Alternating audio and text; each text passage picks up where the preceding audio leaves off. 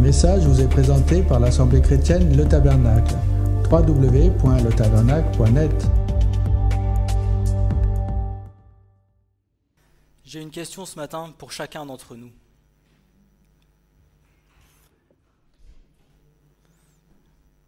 Est-ce que nous nous laissons aimer par Dieu ?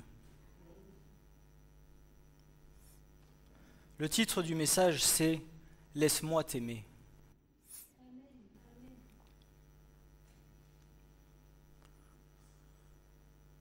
Pour peut-être beaucoup d'entre vous, cela est peut-être une question banale.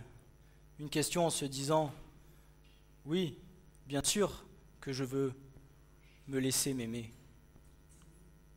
Et pourtant, parfois, inconsciemment, par les épreuves de nos vies, parce que nous avons pu vivre, nous venons parfois à créer des barrières et à limiter l'amour du Seigneur pénétrer en nous.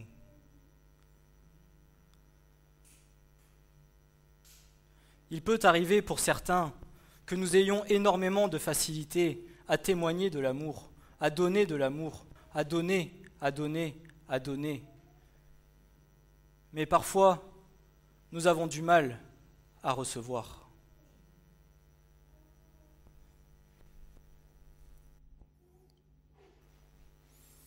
Nous avons du mal à recevoir l'amour.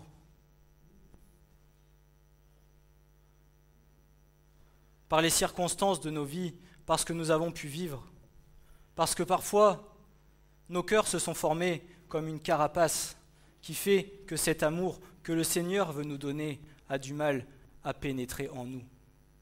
Non pas que nous ne le voulons pas, loin de là, parce que nous tous désirons pleinement l'amour de Dieu. Mais cet amour, Dieu désire nous en donner encore plus. Et parfois nous venons à mettre des barrières à cet amour que le Christ veut nous donner pleinement. Parce qu'il nous a tout donné par amour. Il a donné sa vie à la croix par amour. Il nous a sauvés par amour. Il nous garde chaque jour par amour. Tout ce qu'il fait pour nous, il le fait parce qu'il nous aime. Mais parfois nous venons à nous dire « Non Seigneur, je ne suis pas digne de ces choses. » Mais qui es-tu pour te dire, toi, que tu n'es pas digne de recevoir ce que Christ veut te donner ? Lui seul est digne de te dire ce que tu es en droit de recevoir ou non. Et l'amour que lui veut te donner, il veut te le donner entièrement. Parce que tout ce qu'il a fait, il l'a fait parfaitement. Et tout l'amour qu'il veut te donner, il veut te le donner parfaitement.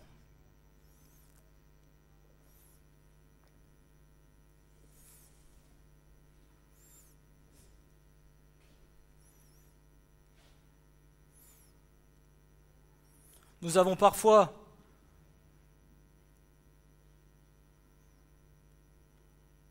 pas vraiment conscience de ces choses. Parce que nous voulons tous être aimés. Nous voulons tous se laisser aimer.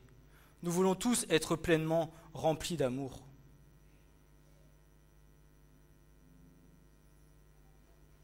Et pourtant, bien nombreux sont les âmes qui n'arrivent pas à se laisser aimer, non parce qu'elles ne le désirent pas, mais parce que les épreuves de leur vie ont fait qu'une carapace de protection est venue à se former autour du cœur.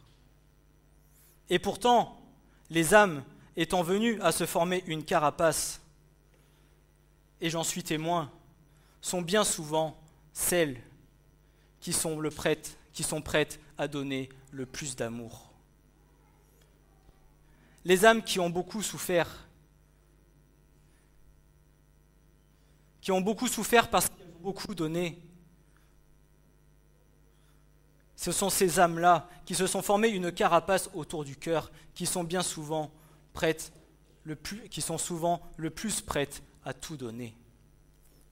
Mais donner dans quel sens ? Donner par amour ou donner par intérêt ? Et c'est bien souvent là la question. Parce que nous allons faire les choses, nous allons donner, nous allons donner, nous allons donner. Et bien souvent, en retour, nous nous disons, mais Seigneur, je donne, je donne, je donne. Mais qu'est-ce que je reçois? Mais nous ne donnons pas pour recevoir. Nous donnons par amour. Nous donnons sans mesure. Christ a tout donné pour nous, sans mesure pour nous. Il n'a pas attendu quoi que ce soit en retour de nous. Il a donné toute sa vie.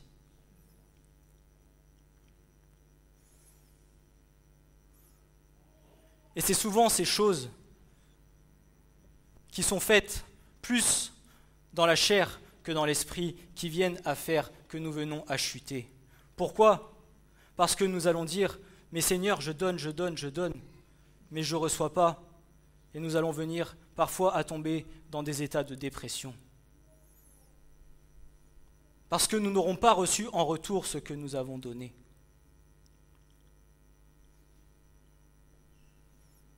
Et j'en ai été un jour conscient dans ma famille, où quelqu'un de très proche donnait aux autres, même si c'était dans le monde. Il donnait parce que lui n'avait pas reçu, alors il donnait.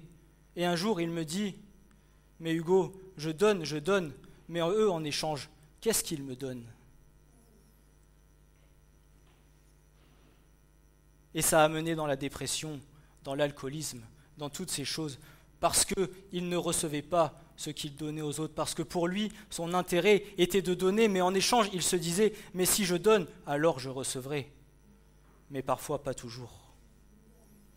Pourquoi? Premièrement, parce que les choses doivent se faire par amour, sans condition, de l'amour inconditionnel.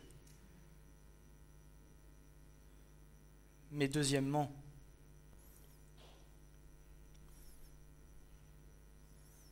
je ne sais plus, Seigneur, ce que je voulais dire. Il ne faut pas le faire en attendant quelque chose en retour des autres. Et c'est ça que je voulais dire. Merci, Seigneur.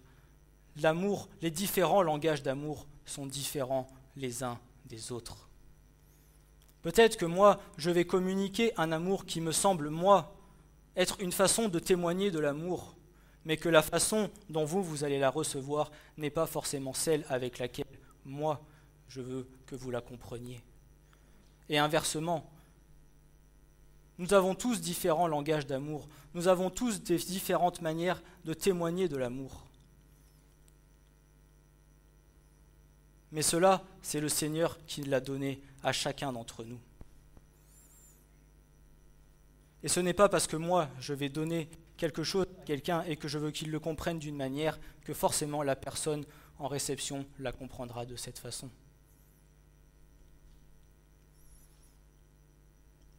Le Seigneur nous a tous fait différents. Nous sommes tous uniques.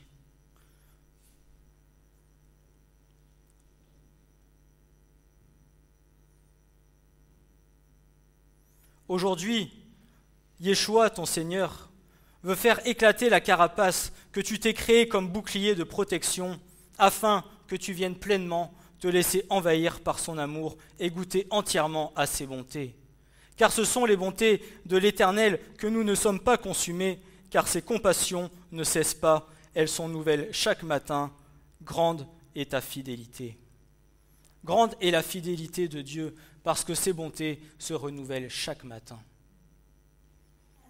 L'amour que le Seigneur veut te donner, il le renouvelle chaque matin.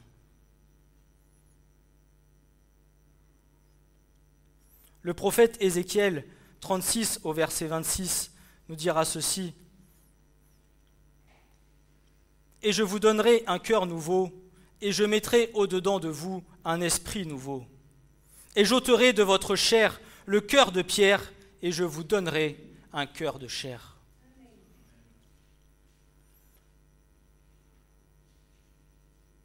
J'ôterai de vous le cœur de pierre et je mettrai un cœur de chair. Si le Seigneur veut nous donner ce cœur de chair, c'est pour que nous puissions recevoir pleinement l'amour qu'il veut nous donner. Que dans ce cœur, nous n'y mettions pas de limites. Que ce cœur soit malléable, que ce cœur soit tendre, prêt à recevoir tout l'amour que le Seigneur veut nous donner.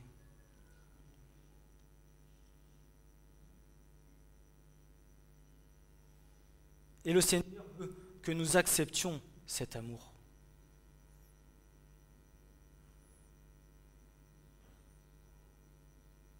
Oui, au moment où le Seigneur est venu toucher ton cœur, tu as accepté son amour dans ton cœur. Mais parfois, petit à petit, au fur et à mesure de notre marche, dans notre façon de marcher, dans notre façon de grandir, nous pouvons venir à dire « Seigneur, tu vois comment je marche. Tu vois les erreurs que je commets. Seigneur, je ne suis pas digne de recevoir cet amour de toi. » Et pourtant, le Seigneur, chaque jour, veut renouveler ses bontés en toi et son amour et continuer à te témoigner de tout l'amour qu'il t'a donné, comme au jour où il a été crucifié pour toi à la croix.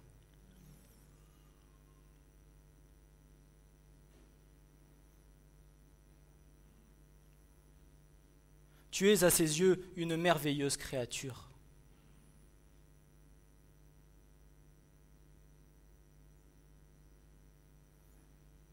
Et je me le dis pour moi aussi, je suis une merveilleuse créature. Mon frère rigole et il sait pourquoi. Et je bénis le Seigneur pour ces choses.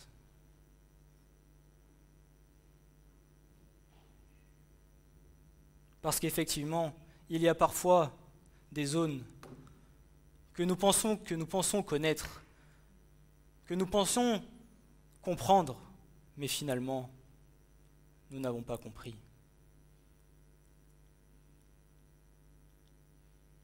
Et effectivement, pour ma part, il y a parfois des barrières que je me mettais parce que je m'auto-jugeais et me disais « Mais Seigneur, je ne suis pas digne de ces choses. » Et à travers ce message, le Seigneur m'a parlé et m'a dit « Mais qui es-tu, toi, pour te sentir digne de recevoir ou non l'amour que moi, l'Éternel, ton Dieu, je veux te donner ?»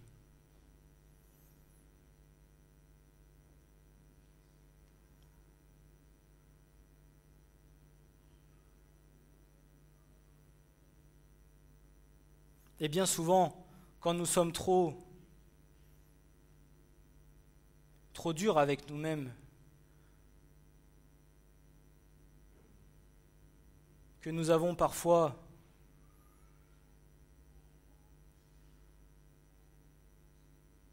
notre propre façon, notre propre manière de vouloir à vivre les choses, il peut arriver que nous venions à nous tromper. Mais le Seigneur est bon et nous reprend et nous fait grâce de son pardon et de sa fidélité.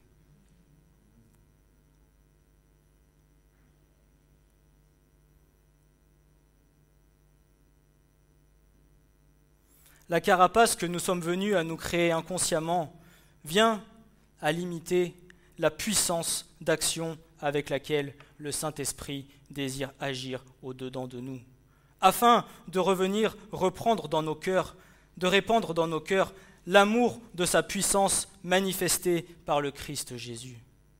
Ainsi, nous venons à limiter l'accès à l'amour de Dieu qui désirerait nous donner bien plus que nous sommes en possibilité d'accepter et de recevoir dans ces conditions. La carapace que nous nous formons dans nos cœurs par auto-jugement et par façon de penser de soi-même, par nos souffrances, par nos blessures, par tout ce que nous avons, vient à limiter la pénétration de l'amour de Christ dans nos vies. Vous vous imaginez une carapace avec juste une petite faille. Le Seigneur va profiter de cette faille pour venir faire pénétrer son amour en nous. Mais ce qu'il veut, c'est que cette carapace éclate. C'est qu'il n'y ait plus de cœur avec cette protection, mais simplement un cœur qui se laisse travailler, un cœur malléable, un cœur qui se laisse pénétrer, un cœur où le Seigneur va répandre pleinement l'amour qu'il désire nous donner. Afin que nous puissions venir faire quoi ? Témoigner pleinement de l'amour de Christ. Parce que si nous n'avons pas reçu cet amour, alors comment nous pouvons témoigner de l'amour de Dieu ? Puisque ce que tu n'as pas reçu, il est compliqué de le donner. Alors si nous n'avons pas reçu l'amour de Christ, comment pouvons-nous, nous aussi, donner tout l'amour que lui nous témoigne ? à commencer par nos frères et sœurs, mais aussi par nos enfants lorsque nous sommes parents.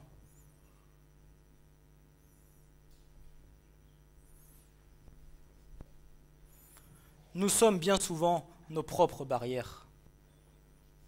Nous sommes nos propres limites. Et Christ veut faire éclater ces choses. Il veut briser ces choses. Parce que Dieu est un Dieu sans limite.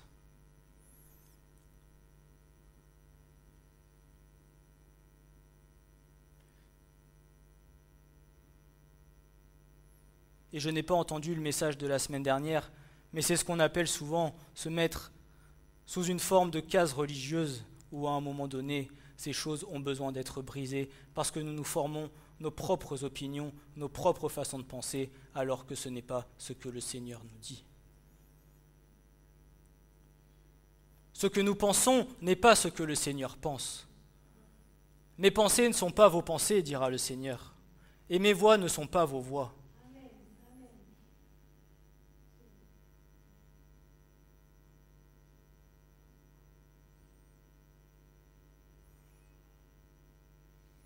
Et il n'y a pas de honte à se dire que peut-être parfois, au bout de 10 ans, au bout de 15 ans, au bout de 30 ans de marche, de se dire « Mais Seigneur, en fait, mais je marche toujours comme ça. Mais qu'importe. » Le tout, c'est que le Seigneur parle au cœur. Le tout, c'est que l'amour de Dieu pénètre dans les cœurs et que tu puisses recevoir pleinement l'amour de Dieu dans ta vie. Il n'y a pas de honte devant le Seigneur.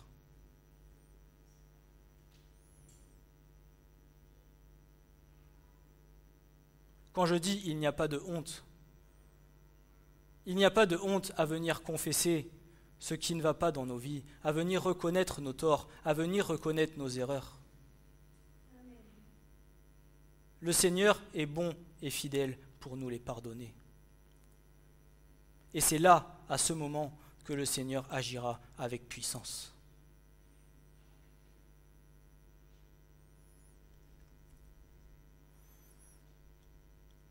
Alors on va prendre un passage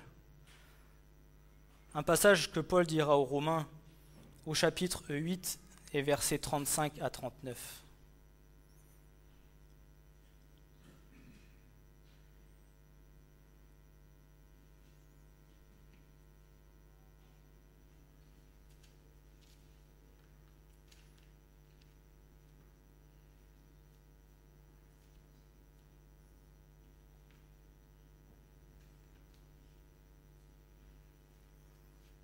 Romains 8, versets 35 à 39.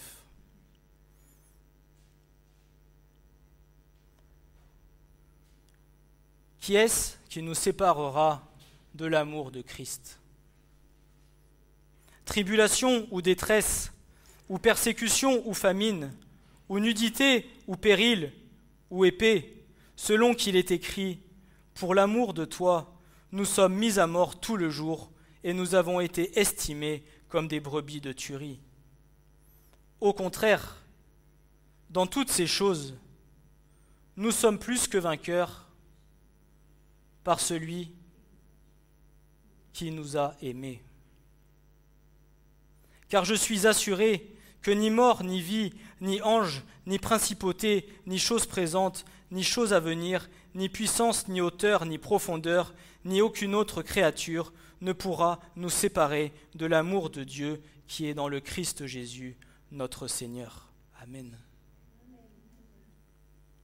Rien ne pourra venir te séparer de l'amour de Dieu.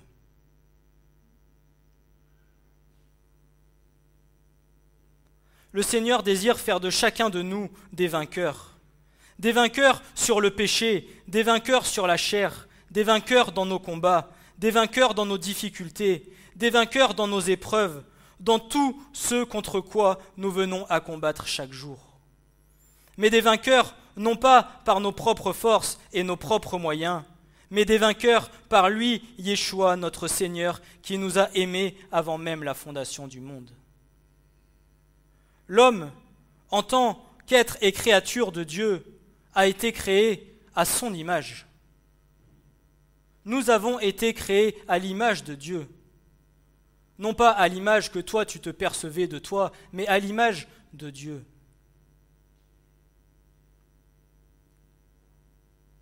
Dieu étant rempli d'amour, car il est amour. Dans sa nature spirituelle et par ce qui vit au-dedans de lui, l'homme est un être qui a besoin d'aimer et d'être aimé. Ne venez pas me dire, moi, je n'ai pas besoin d'amour. Tout homme a besoin d'aimer et tout homme a besoin d'être aimé, parce que nous avons été créés pour cela. Ce que Christ a fait à la croix, il l'a fait par amour.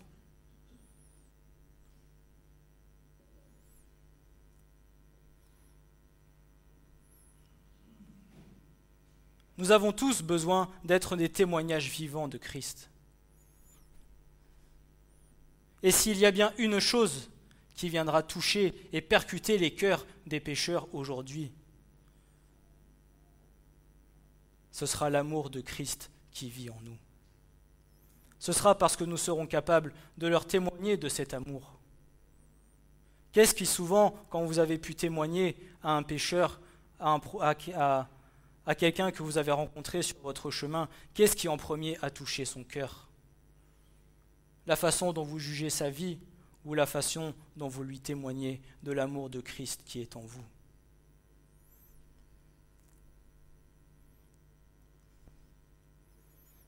Qu'est-ce que Christ nous a donné en premier quand il est venu toucher nos vies? Est-ce qu'il est venu en nous disant « Toi, ce que tu as fait là, c'est pas bien. Toi, ça, c'est pas bien. Toi, tu vis comme ça, c'est pas bien. Si tu fais ça, c'est pas bien. Pour que tu viennes à moi, je viens à moi et tu verras, tu ne feras plus ces choses. » Non, ce n'est pas ce que Christ a dit. Moi, je t'ai aimé d'un amour éternel. Et parce que tu viens à moi de tout ton cœur, de toute ton âme et de toute ta force, alors moi, je te donnerai la vie éternelle.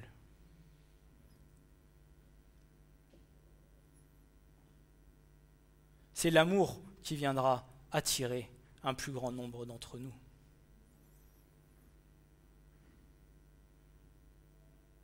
Et c'est ce que Christ a fait avec chacun de nous.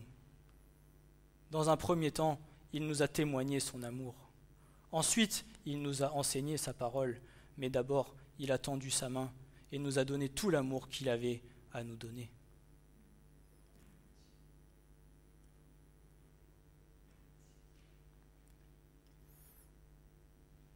Il peut arriver pour certains de vouloir aimer Dieu de tout leur cœur, mais de sans cesse être insatisfaits, venant former dans le cœur de ces personnes des germes ne venant pas de l'Esprit de Dieu, mais étant plutôt une forme de rébellion contre Dieu, car ils ont l'impression de donner tout leur possible sans jamais ne rien recevoir en retour. Cette insatisfaction personnelle en viendra souvent jusqu'à nous apporter une tristesse dans nos cœurs, venant à nous ravir la joie que le Seigneur a déposée le jour où il s'est révélé à nous par son Saint-Esprit. Et ainsi nous amener, si nous ne prenons pas garde, à nous détourner du chemin de vérité sur lequel Christ veut nous accompagner et nous faire marcher.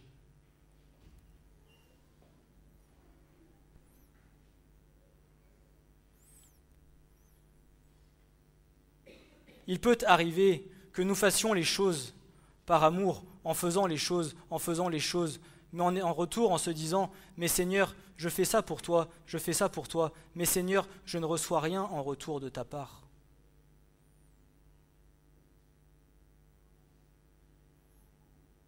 Mais est-ce qu'avant de faire les choses par amour pour lui, est-ce qu'avant tu as été capable d'accepter son amour ? Est-ce que tu as été capable de recevoir son amour dans ta vie ?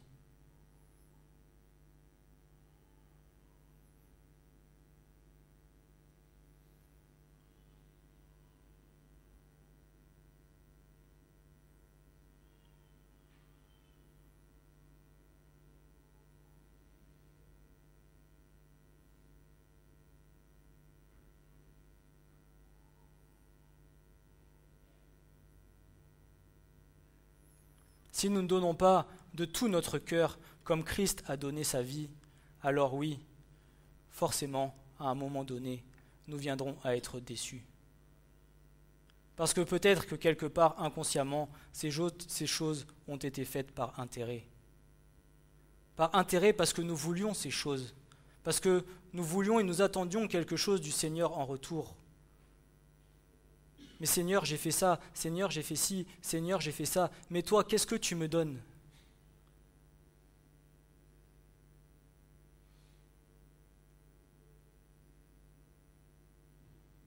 Mais te laisses-tu aimer par Dieu ?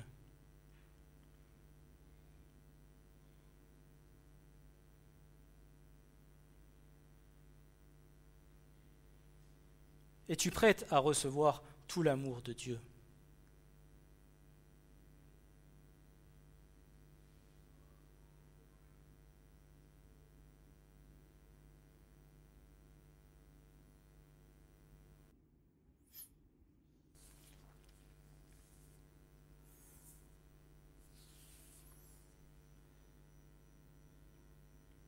Je prendrai un passage dans l'évangile de Luc, au chapitre 15, versets 11 à 32, qui est la parabole du fils prodigue.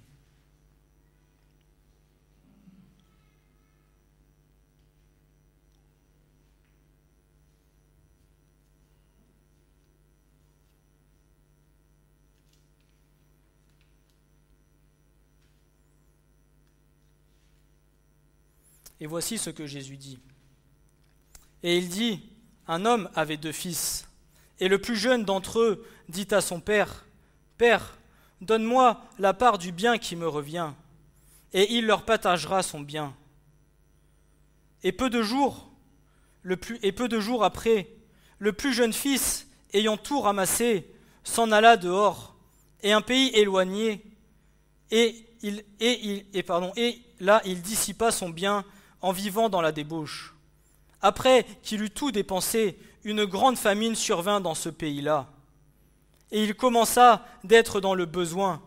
Et il s'en alla et se joignit l'un des citoyens de ce pays-là, et celui-ci l'envoya dans ses champs pour paître des pourceaux.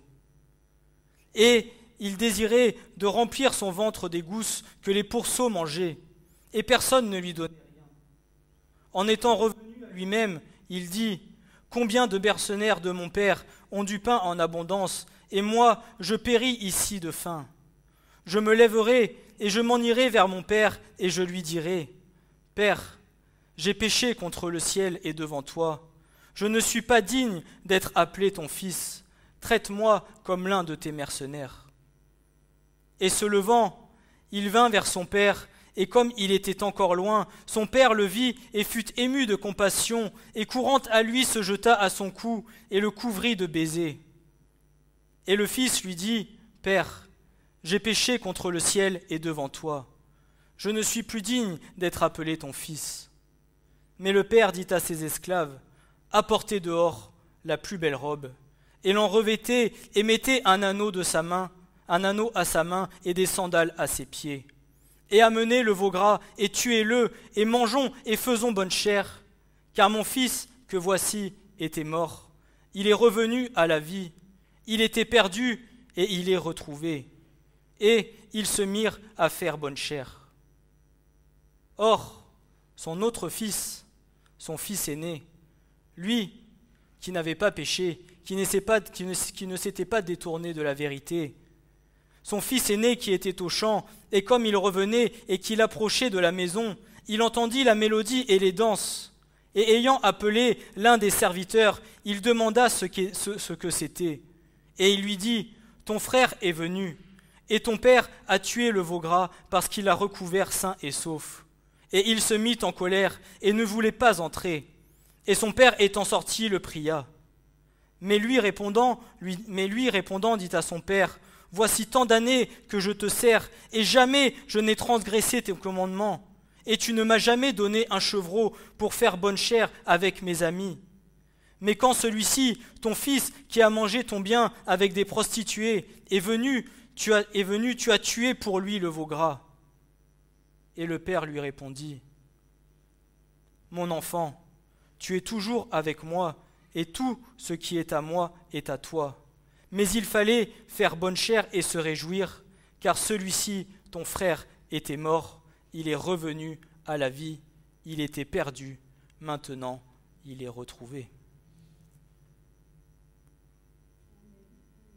Alors qu'est-ce que nous pouvons conclure de cette parabole ?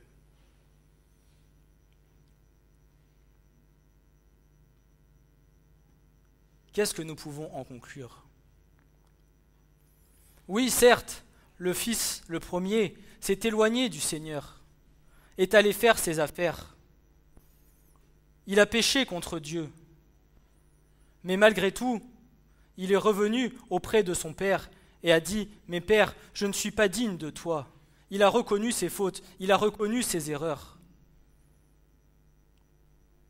L'autre, qui lui n'a point péché, qui est resté sur le droit chemin, qui pour lui aurait dû recevoir plus de bénédictions que son frère qui s'est éloigné de Dieu. Et pourtant, la bénédiction à la fin est la même pour tous.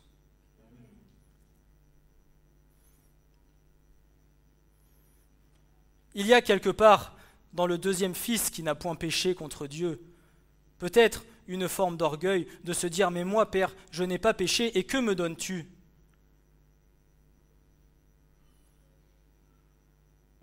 Il est important de ne pas donner les choses afin de recevoir de l'amour en retour, mais de donner de l'amour sans compassion et sans rien attendre.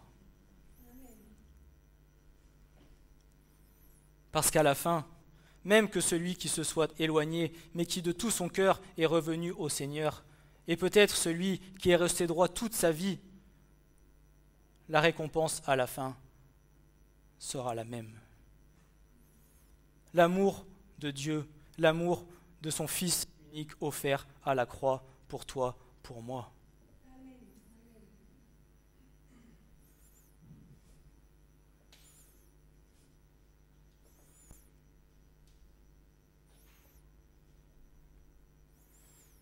Dieu attend de nous tous des actions venant à le servir dans l'amour de l'Esprit plutôt que des actions faites dans l'amour de la chair pour être reconnues.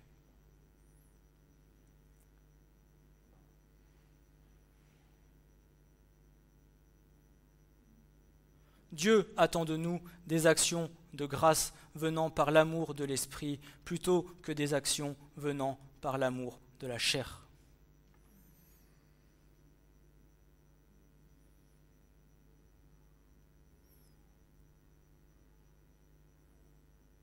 Dieu trouve beaucoup d'hommes qui essaient d'aimer, mais Dieu cherche avant tout des hommes et des femmes qui cherchent à être aimés, à se laisser aimer, à se laisser pétrir, à se laisser travailler pour être rendus semblables à l'image que lui veut faire d'eux.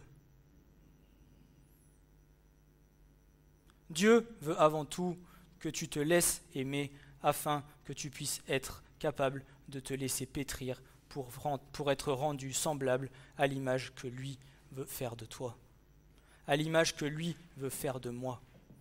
Pas à l'image de ce que toi ou moi voulons être devant le Seigneur, mais à l'image de ce que lui veut faire avec toi pour lui.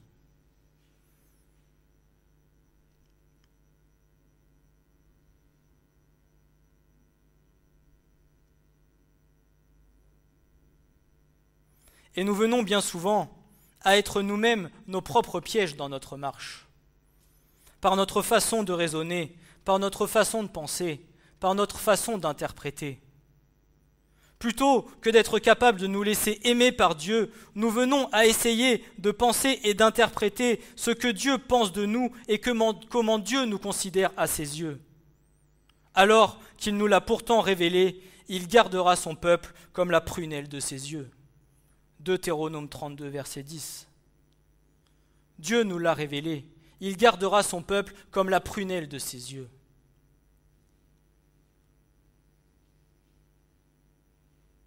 Alors n'essayons pas de faire de nous ce que Dieu N'essayons pas de faire de nous ce que nous voulons être à l'image de Dieu, mais laissons Dieu travailler nos cœurs afin que lui nous rende semblables à son image.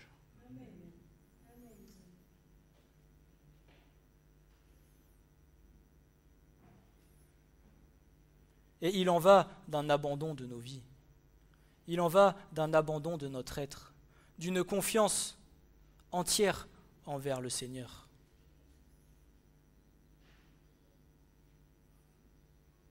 Parce qu'en faisant les choses de toi-même, toi tu sais ce que tu veux faire avec toi. Mais si tu t'abandonnes au Seigneur, d'une, il fera des choses encore bien plus grandes que ce que toi tu veux faire. Mais deuxièmement, tu ne sais pas vraiment ce qu'il veut faire avec toi, mais tu verras qu'au bout, ce sera merveilleux.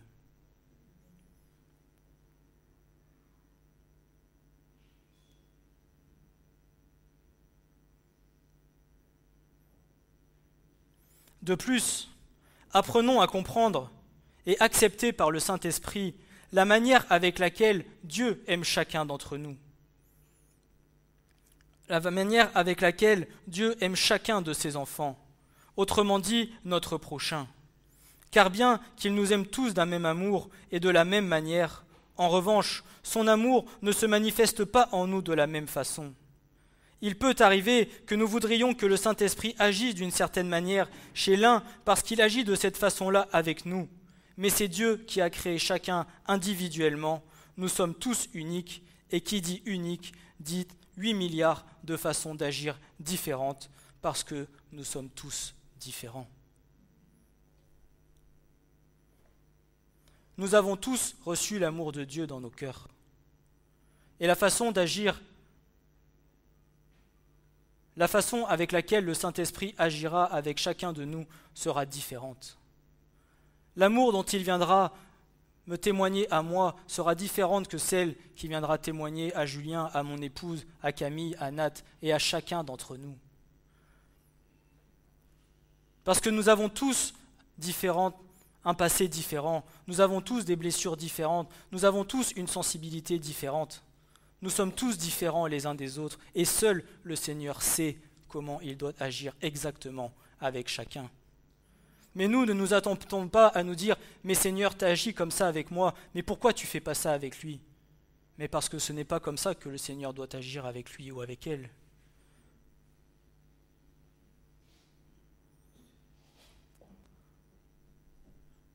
Cessons de penser comme nous pensons. Cessons de penser avec nos propres raisonnements, avec notre propre intelligence, mais pensons plutôt avec l'Esprit de Dieu, avec ses révélations, avec la façon dont il veut que nous comprenions les choses, parce que lui connaît toutes choses pour chacun de nous.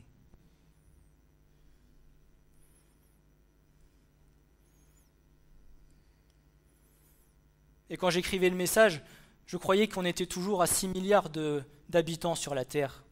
Et quand je regarde, je dis, punaise Seigneur, maintenant il y en a 8 milliards, mais je dis, et tu nous aimes tous de la même façon, et tu nous as tous fait différents, et tu nous as tous donné des qualités différentes, et tu nous aimes tous quelque part, même si ton amour se manifeste différemment, tu nous aimes tous, Seigneur, de la même façon. Et béni soit ta grâce, béni soit ton nom pour cet amour si grand que tu as pour ta création.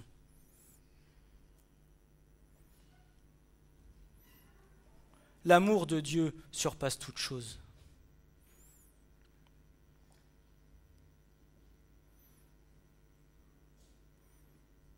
Et il faut que nous comprenions que l'amour charnel et humain est limité. Notre amour charnel est limité. Si nous n'avons pas eu la révélation du Saint-Esprit dans nos vies, la manifestation du Saint-Esprit en nous afin de comprendre l'amour que Dieu veut nous donner, notre compréhension par la chair est limitée. Car toute la puissance de l'amour nous a été donnée par le Christ à la croix et révélée par le Saint-Esprit qui vit en nous. Tant que nous serons ici-bas, il se peut que même, si nous cherchons à témoigner de tout l'amour que nous avons dans nos cœurs pour notre prochain, la personne en face ne se sente pas aimée car elle n'est pas en mesure de recevoir l'amour que nous voulons lui communiquer. Pour certains, qu'ils soient dans le Seigneur ou non, Ils vont tellement chercher à aimer, à donner d'amour, car c'est quelque chose qui vit en eux et dont un don qui leur a été donné par Dieu, qu'ils vont donner sans outre mesure et finiront par se prendre des coups, par avoir des déceptions, par avoir des échecs, venant jusqu'à se renfermer sur soi-même, créant ainsi un piège pour notre foi, nous, enfants de Dieu, mais aussi pour la vie de ceux qui ne connaissent pas Dieu. Et c'est ce que j'expliquais tout à l'heure.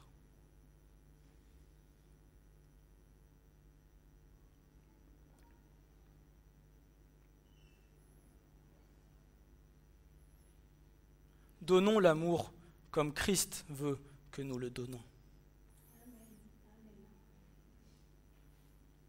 Parce que témoigner de l'amour par la chair viendra peut-être parfois à nous tuer tout seuls. Parce que nous serons déçus et déçus et déçus de ne pas recevoir en retour ce que nous donnons. Alors que si tu donnes avec l'Esprit de Dieu, par l'amour de Dieu, tu sais ce que tu le donnes, tu l'auras donné et tu n'attendras rien en retour, et ce qui aura été semé par amour dans le cœur de l'autre.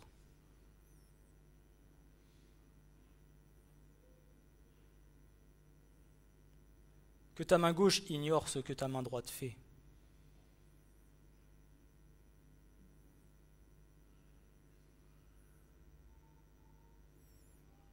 Ne regarde pas à la manière de comment l'autre te redonne ce que tu lui as donné, mais plutôt accepte ce que l'autre te donne.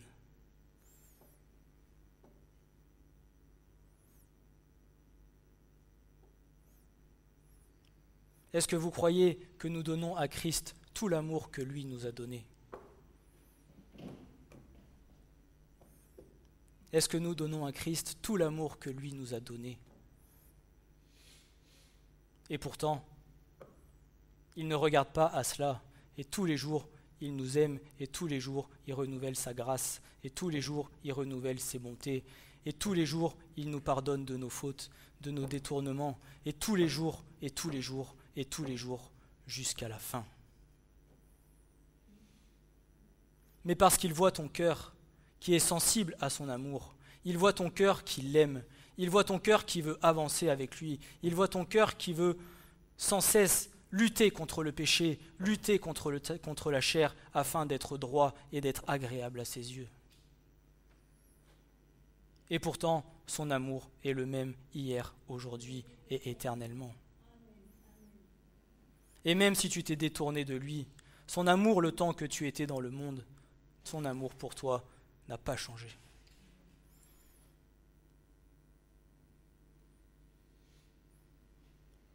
Parce que le désir de son cœur, c'est que tous les hommes soient sauvés.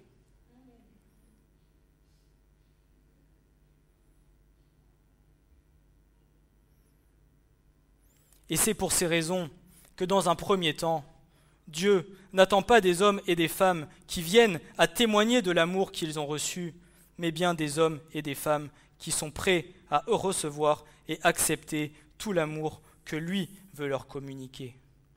Car alors, si tu es capable de recevoir son amour, tu pourras non seulement l'aimer lui, mais tu pourras encore plus aimer ton prochain. Car ayant reçu l'amour que le Seigneur aura répandu dans ton cœur par le Saint-Esprit, alors cet amour viendra se manifester en toi, afin qu'il soit communiqué pour celui que Christ aura mis sur ton chemin.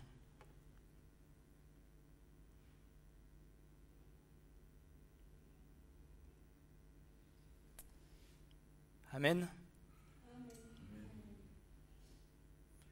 J'ai pas fini le message, mais je vais m'arrêter là pour aujourd'hui. Puisque nous verrons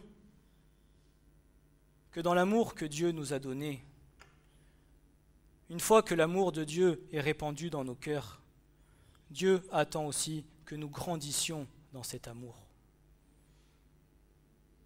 Certes, l'amour, quand je dis grandir dans son amour, ce n'est pas que l'amour de Dieu change. L'amour de Dieu reste le même. Mais au fur et à mesure de notre marche, Dieu veut nous faire comprendre quelle est la puissance, la grandeur et combien grand est son amour envers chacun d'entre nous. afin que jusqu'au bout, nous puissions persévérer, afin que jusqu'au bout, nous puissions continuer à marcher sans nous détourner de lui. Amen. Que le Seigneur vous encourage, que le Seigneur vous bénisse et que pour ceux en tout cas qui ont l'impression de limiter l'amour de Dieu sur leur vie, que le Seigneur brise les chaînes, que le Seigneur brise la carapace et que nous puissions entièrement nous laisser aimer de lui, sans limite, en brisant toutes nos réflexions, en brisant toutes nos pensées.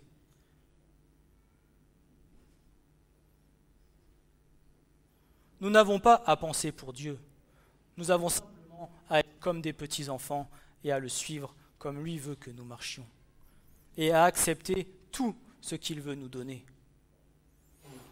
Tu n'as rien à refuser de ce que le Seigneur veut te donner. Tu n'as pas à ne pas te sentir digne de ce que Dieu veut te donner, parce que s'il te le donne, c'est parce qu'il t'aime. Et s'il te le donne, il sait pourquoi il le fait. Toi, peut-être, tu ne comprends pas, mais ne dis pas, Seigneur, je ne suis pas digne de recevoir ces choses. Parce qu'en faisant ces choses, tu viens à juger l'action de Dieu sur toi. Et tu n'as pas à juger ce que Dieu fait. Lui seul fait comme il désire pour chacun de nous. Amen. Ce message vous a été présenté par l'Assemblée chrétienne Le Tabernacle. www.letabernacle.net